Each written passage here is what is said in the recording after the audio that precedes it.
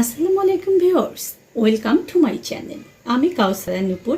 আজ খুব সহজে কিভাবে এই ইলিশের সময়ে ইলিশটাকে ফ্রিজিং করে ফ্রোজেন করে রেখে দীর্ঘদিন পর্যন্ত আমরা খেতে পারি এবং এর স্বাদটা যেন একেবারে চেঞ্জ না হয় সেই পদ্ধতিটা আমি আজকে দেখিয়ে দেব। আমরা অনেকেই ইলিশ ফ্রিজিং করি, কিন্তু পরবর্তীতে দেখা যায় সেই ইলিশটা খেলে পারে আপনারা বলেন যে টেস্টটা একেবারে নষ্ট হয়ে গিয়েছে। কিন্তু আমি সব সময় এই সিজনে মানে বর্ষাকালে এই সময়টায় ইলিশ ফ্রিজিং করে রাখি এবং ইলিশটা পরবর্তীতে আমি যখন খাই তখন দেখা যায় যে ইলিশটা কিন্তু একেবারে এর টেস্টটা নষ্ট হয় না, একেবারে অপরিবর্তিত থাকে এর স্বাদটা। আমি দেখিয়ে দিচ্ছি আজকে আমার প্রসেসটা।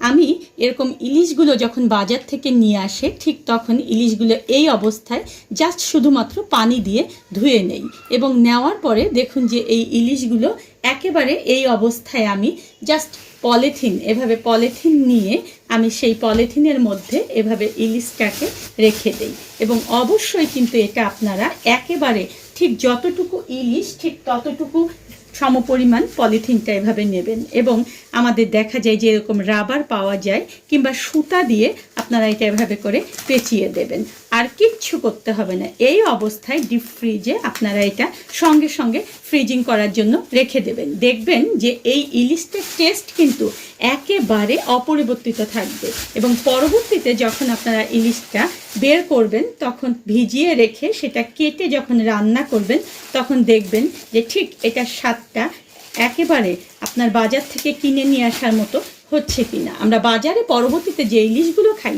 সেগুলো কিন্তু ফ্রিজিং করে রাখাই থাকে, কিন্তু আমরা দেখা যায় কিনে নিয়ে আসার পরে বলি যে ওটার টেস্টটা ভালো আছে, কিন্তু আমাদের বাসায় যেটা ফ্রিজিং করে রাখা হয়েছে সেটার টেস্টটা কিন্তু একদম ভালো নেই।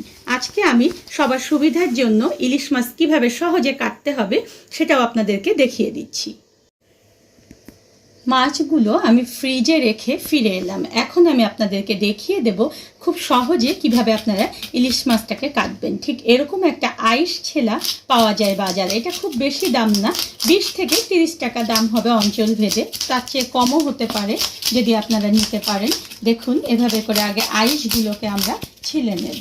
এই আইস ছেলার সময় অবশ্যই মনে রাখবেন যে খুব সাবধানে আইসটাকে ছিলবেন যাতে করে মাছের যে উপরের চামড়াটা রয়েছে সেটা যেন আপনাদের ফেটে না যায়, তাহলে কিন্তু দেখা যায় মাছটা যখন রান্না করবেন তখন মাছটা কিন্তু ফেটে যাবে। তাই খুব সাবধানে ঠিক এইভাবে করে ধরে দেখুন যে এভাবে দিলে খুব সহজে আইসগুলো কিন্তু উঠে যায়।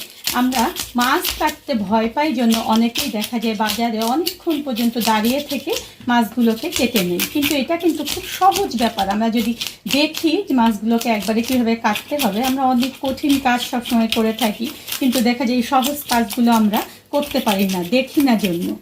দেখুন এভাবে সহজে আমি আইসগুলোকে তুলে নিলাম।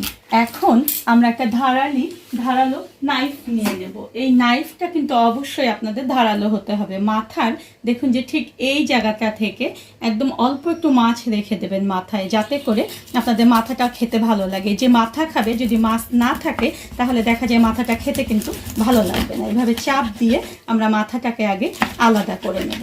দেখুন এটা এখন এই যে মাছের যে পেটটা রয়েছে সে পেটটা আমরা হাত দিয়ে এভাবে বের করে নেব।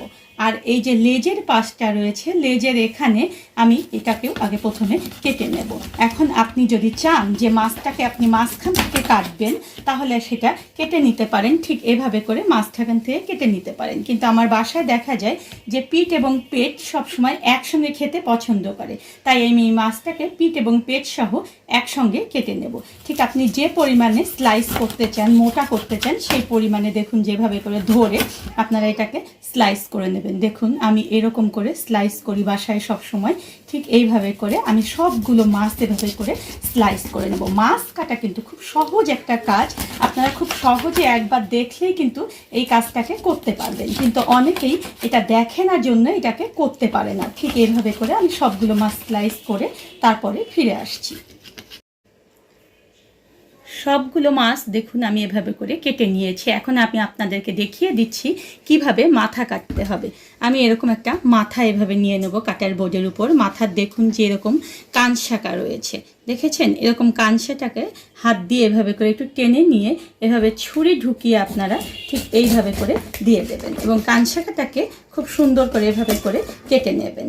এই কান শাঁকাটা কিন্তু আমরা যদি ইলিশ মাছের কাঁটাগুলো এগুলো কিন্তু যদি কচু দিয়ে রান্না করি তাহলে কিন্তু খুবই মজা। ঠিক এভাবে করে আর একটা কান শাঁকা এভাবে কেটে নিয়ে এটাকে দেখুন যে ছুরি ঢুকিয়ে এটাকেও ঠিক এইভাবে করে কেটে নেবেন এবং এটা রেখে দিলাম। এখন দেখুন যেভাবে ফুলকা রয়েছে এই ফুলকাটা হাত দিয়ে এভাবে করে দিয়ে ফুলকার গোড়া থেকে ঠিক এরকম করে আমরা কেটে নেব এবং এই মাথাটা আমাদের বের হয়ে গেল। এটাও কিন্তু ইলিশ মাছের এই মাথা কাটা দিয়ে কিন্তু দেখা যায় যে কচু খেতে খুবই মজা লাগে। ঠিক দেখুন যে এইভাবে করে আমি এরকম ফুলকাটাকে বের করে নিলাম এবং এই অংশটাও আমি এভাবে রেখে দিলাম। ফুলকাটা অনেকেই খায়, যদি এটা খেতে চান তাহলে ফুলকার এই উপরের অংশে দেখুন যেভাবে টান দিলে উঠে যাবে।